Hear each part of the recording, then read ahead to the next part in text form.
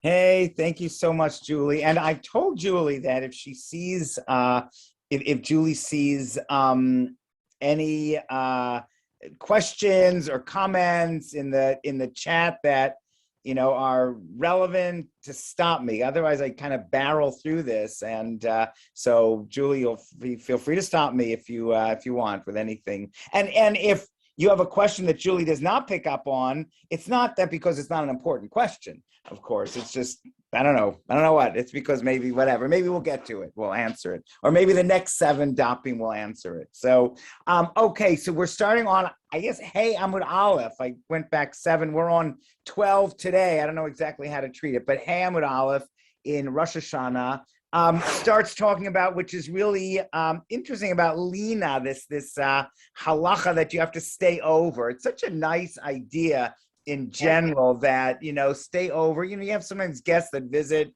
just for a couple of hours, and that's fine, but there's really something very, very special when you have the extra time to stay over the night. So the question is, does it apply to every yontif? Does it apply even to Shavuot? Does it, and then we get into other things.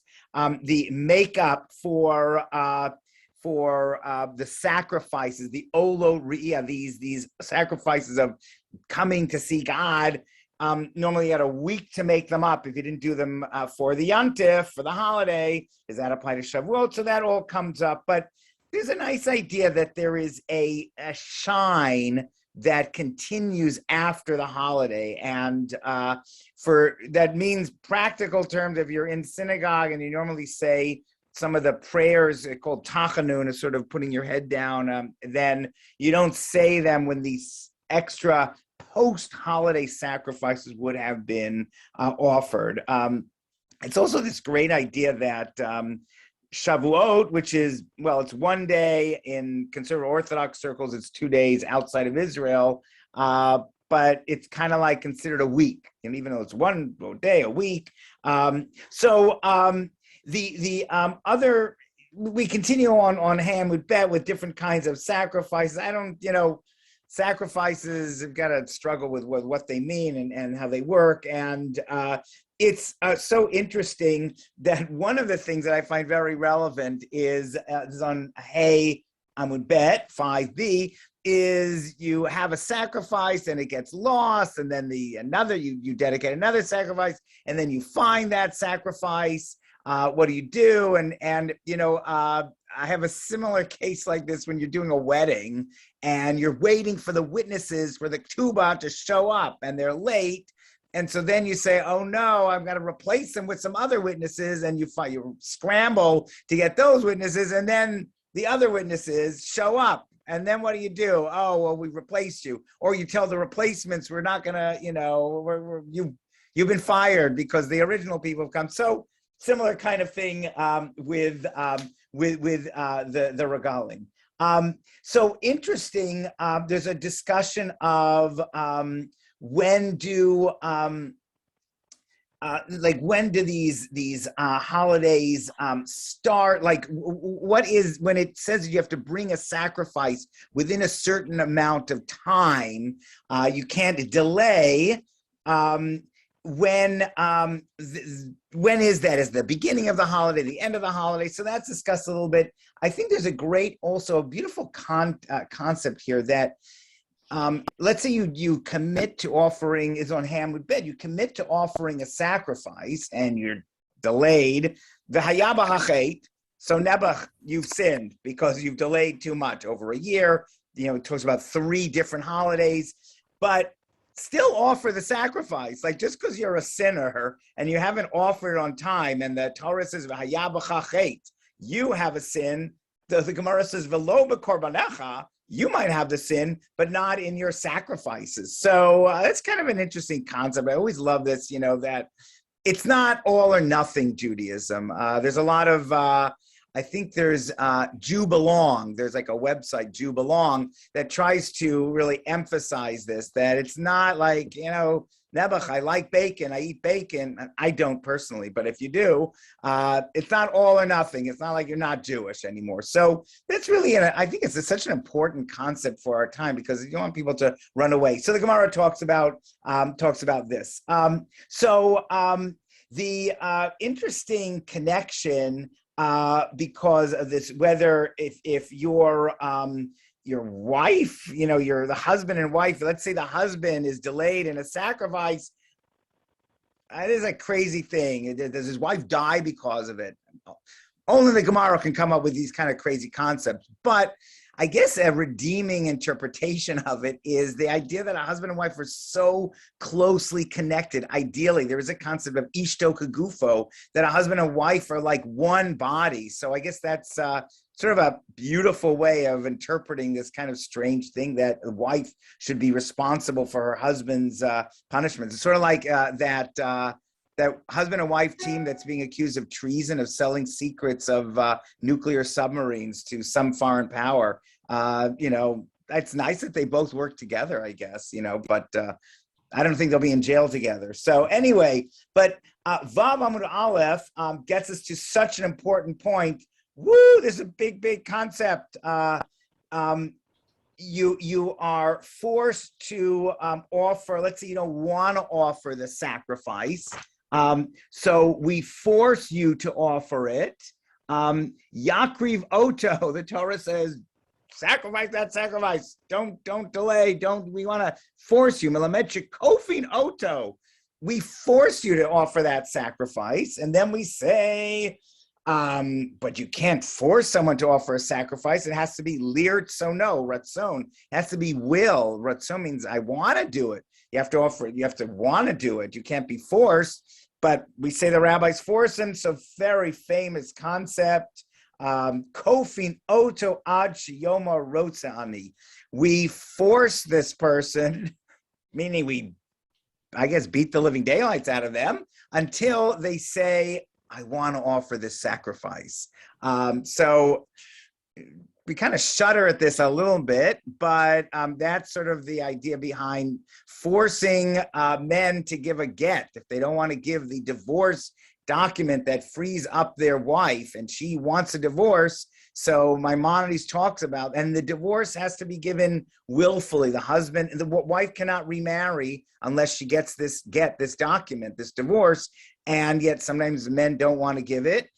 It does happen actually later in halacha that men also cannot remarry without the get, and it does happen sometimes that the wife refuses to accept the get. But from a Torah law, the wife cannot remarry until she has her get and this document. And if the husband doesn't give it, husband has to give it willingly. What happens if the husband doesn't want to give it willingly? So Maimonides says, "Kofi no to achiyoma rotzani." You force him until his inner spirit says, I want to give it, because we believe that inside of everyone there's goodness. And, sometimes you just have to bring out that goodness. And so this concept dealing with sacrifice is kind of strange. Also deals with very important idea of you force the person to give the get. So in Israel, for instance, they will put someone in jail if they're supposed to give a divorce and they don't give a divorce. There's a whole get law in New York. There was a whole question using the secular authorities to force someone to give the get, the Jewish divorce, if they get a secular divorce. And the whole question, is it kfiyah? Is it forcing? Is it not? So big issue that really is extraordinarily relevant and comes from this law of sacrifices. Also on this Amud, we talk a little bit about Nedava versus Neder. If I make a commitment, a Neder is I'm going to give a sacrifice. Nedava is a certain sacrifice. And you have to explicitly, it's a question of how much responsibility you have. Do you have, if the sacrifice I'm going to give gets stolen, do I have responsibility for it? But what I love in this on Vav Amud Aleph is the going back to the concept that, if I offer to give a sacrifice, I have a year to do it or 3 holidays. But when it comes to tzedakah, when it comes to giving charity, if I accept, I have to give charity. If I say I'm going to give charity, out there, you're obligated right away. And you only have 1 holiday to give it. You don't have the whole year. And a beautiful idea that, when people make a pledge, it's always a question, how are you going to get them to pay that pledge? Now, on Vav Amud Bet on 6b, interesting, how do you calculate what the year is? What I just love about this is that there's a question of sometimes a year is the 12 months of the Jewish year, or it might be, and this year, by the way, we have a leap month, we have 13 months, that'll come up later, but it is legitimate right from the Talmud sometimes to say that a year can be the solar year. Kiminyan Yemot HaChama, the solar year, roughly 365 days. So, when someone says, happy birthday, and you say, well, it's not my Hebrew birthday. Well, it's your solar Jewish birthday. It might not be your lunar Jewish birthday, but it's your solar birthday, and that's legitimate. And some things are decided by the solar, and the holidays follow the lunar calendar. But if we were studying Quran and the Islamic Hadith, they might not have this regard for the solar calendar because it's a totally lunar system. But even there, maybe they have the solar calendar. That's important. There is an interesting question now about a woman's obligation. Like, let's say the husband makes a commitment. We talked about it a few minutes ago. Makes this commitment to sacrifice. Can the woman? What about a woman if she says, "I'm going to give my sacrifice"? This sacrifice, is that according to the Torah, according to our rabbis, women don't have an obligation in Re'iyah, in going down to Jerusalem, being Ola Regel, and going the pilgrimage. It's interesting. That's one of the very rare places that the Torah says, Zechurcha, your males have to do it. It's also interesting that Yonah, the prophet Jonah with the whale, of the big fish swallowed up. So the Talmud says that his wife sacrificed to go on the pilgrimage, even when it was illegal, because she was going from the northern kingdom to Jerusalem. She illegally entered Jerusalem to go up to the pilgrimage, even though it wasn't an obligation. But women, according to the Talmud, have the same obligation of happiness on the regel, of being happy, simcha, on the holiday. So maybe this commitment does bind her based on the holidays. And then there's kind of a nice, I thought it was cute that maybe women don't have the obligation of being happy on the holidays, but it's on the man, the husband, whatever, the husband, to make the wife happy. So on the one hand, you could say, oh my gosh, taking even away this mitzvah of happiness from women. But on the other hand, it is making sure that the husband knows. We have to remind ourselves that the obligation is to make the wife happy. So, it's on Zayin Amud Aleph, it talks about, the first of Nisan. And it's so interesting, based on the Mishnah, Schirat Batim, also for contracts with renting houses. And we learn about this, it seems, some of these things from the book of Esther. We always think of the book of Esther, the story of Esther happening around Purim time, but it really happened, the action, when Esther goes to the king, happens around Nisan time. Zayin Amud Aleph also talks about when you can make it a leap year and when the court in Jerusalem can start declaring that there's going to be a 13-month year. So actually, this is very relevant today because this year is a 13-month year. First of all, it's relevant to calculating when your year of mourning is. Year of mourning is only 12 months.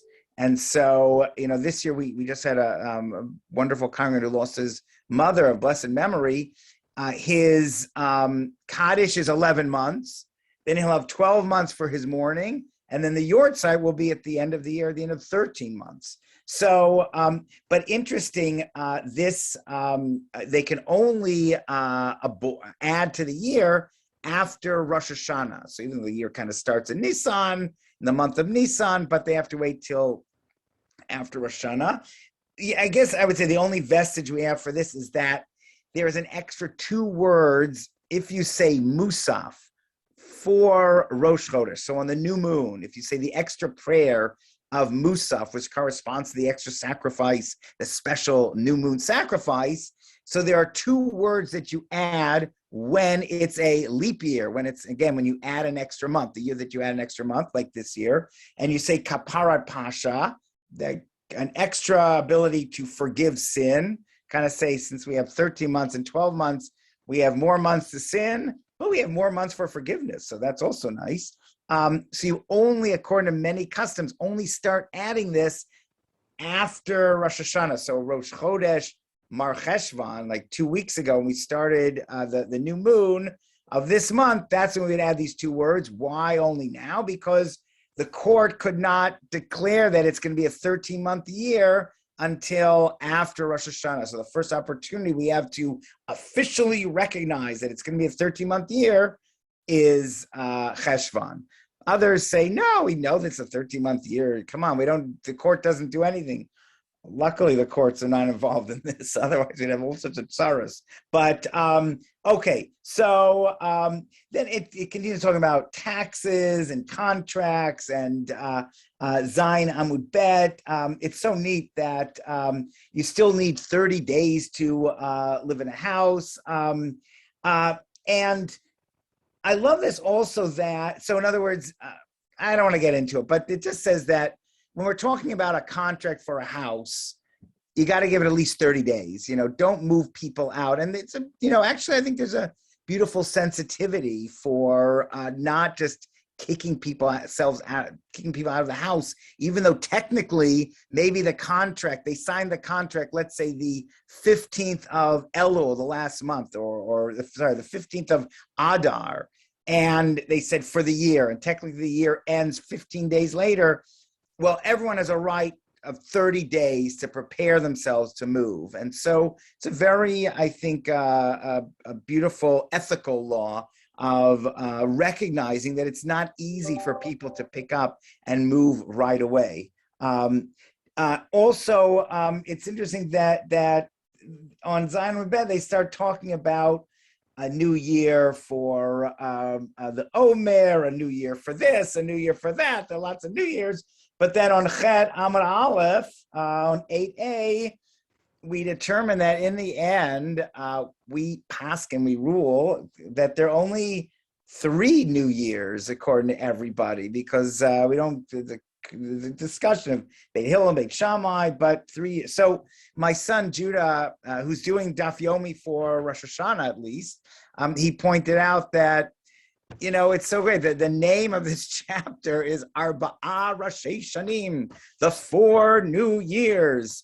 And Nebuch, there are only 3 New Years, according to consensus at least. So it's just a very telling thing that sometimes when things are so obvious, so you're asking a questionnaire, Family Feud, how many New Years are there in Jewish calendar? Survey says 4, you ding, it'd be the number one answer, but no, there are really 3 New Years. So we shouldn't be, you never know what to expect.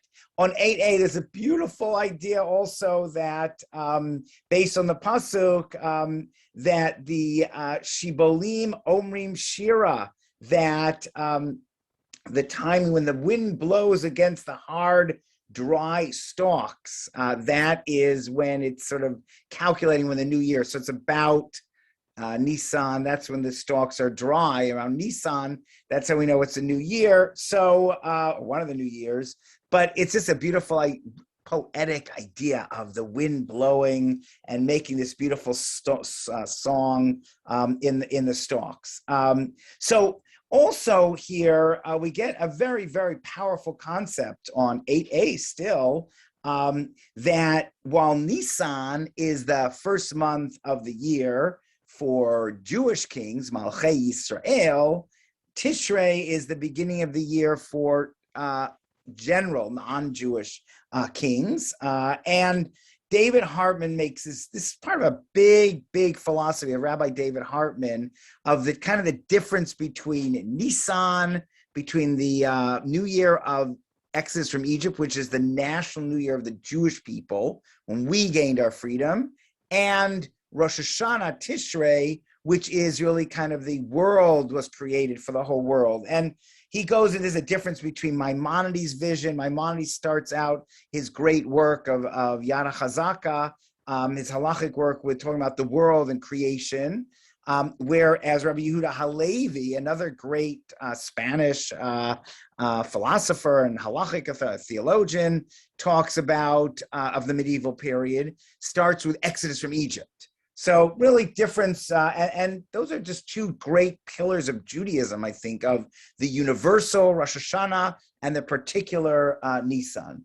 So Ched Amud Bet, again, deriving different things from beautiful psukim. We're gonna go right to, oh gosh, can't give up this beautiful idea towards the bottom of Ched Amud Bet that the Jubilee year, the 50th year, technically starts, well, the Torah says it starts when you blow the shofar on Yom Kippur, but halachically, the Torah, thank you, but halachically it starts apparently on Rosh Hashanah. So it's a beautiful, beautiful compromise that they come up with, that from Rosh Hashanah till Yom Kippur is like a period where the slaves, they don't go home because the Jubilee year is supposed to be a year of freeing all the slaves. I have to say it's the Jewish slaves, not the Canaanite slaves, for another time to talk about that. But at least the Jewish slaves, any Jewish slave is freed in the Jubilee year. But on Rosh Hashanah, they stay in the home of their former master, and atrotehem barashehem biyadehem, they wear their crowns in their hands, so they're fed and they rejoice. It's kind of an interesting concept. I'm still trying to figure it out. And then after Yom Kippur, they all go home. They go free. So it's kind of just the idea of the dignity of the human being. The Torah clearly, I think this Eliezer Berkovitz used to say, does not love slavery, and that's not certainly the ideal situation. God says the Jews are slaves to God, and so are non-Jews, and not to people. But how do we give people dignity? So beautiful, beautiful idea. 10 Amud Aleph has the important. Rabbi Lopatin. Yes. While you're on the Jubilee year, a question did come in about it. The question is, it seems to me all obligations regarding holidays begins after we have determined the date or time of such holiday. The Jubilee year begins after the 3 obligations of the Jubilee are completed. Seems backwards to me. I don't know the details of this, so I don't totally, do you understand the question? Some of it does stretch on, and there's a discussion about how it stretches on to the 51st year. But there are certain obligations that start at the beginning. You're right, and certain things start at the end. But I think it's what we're saying. It's the end of the last Shemitah year, because the Jubilee year is the 50th year. It's after the 49th year, which is the Shemitah year, and there is a discussion of that also. But I think my understanding is that it's after the Shemitah year, but it starts with, if someone else wants to correct me on this, but it starts with the beginning. But you're right, it also starts, it doesn't start at Nisan, it starts on Rosh Hashanah, which is right, not the beginning of the year in a sense, at least according to the month. So you're right, even essentially the Jubilee year is kind of mid-year. And that's a good question. I don't have a great answer for that. And Gabriel wants to know the year of the Jubilee year. Have we lost count, or do we still count the 50 Jubilee years? Oh, great. So as far as I know, we've lost count. I mean, I could be corrected, but I haven't seen it. I can go on Google and probably find it. But once we went into the diaspora, and once the Beit Din was discontinued, we've discontinued the Jubilee year. It's interesting because we do keep the Shemitah year, and there are all sorts of ways around it and leniencies, but we don't keep track of the Jubilee year. So if someone on here is aware of someone that, theoretically you could count that the Jubilee year, but I think we've lost the Masorah, we've lost the tradition for it, and we don't count it anymore. We certainly don't observe it anymore. We're on some great things in Ted Amud Aleph, that whole idea of adding from the profane to the holy, like starting Shabbat early, ending Shabbat a little later, and we do it with Yom Kippur, we do it with the holidays. Beautiful concept. We kind of started with that glow, that glow that comes from Lina, that comes from staying overnight from the holiday. Here also, there's a glow that we want to get from the holiness of the holiday and Yom Kippur and all the holidays and Shabbat. So beautiful. Anita, thank you. I'd say Anita's working on it already, finding when that Jubilee year is. So thank you. And, it's interesting because we have restored Tchelet. We had lost the blue dye in the tzitzit. What goes into that blue dye that's supposed to be worn on the fringes? And we rediscovered it, and more people, myself included, are wearing it because it's from the Mediterranean, we think, from the Murex, Tranquillus murex, shellfish. So that's something that we've restored, and you never know when the Jubilee might be restored and might not. But the Rambam says it requires the Beit Din. We don't have the Beit Din, so we're it has to be declared by the Beit Din, so we're kind of stuck there. Okay, we're closing in on half an hour. So important concept: if you eat and drink on the 9th of this is on Tet Aleph. If you eat and drink on the 9th of Tishrei, it's like fasting on the 9th and 10th of Tishrei. It means it's really, really, really good to do that.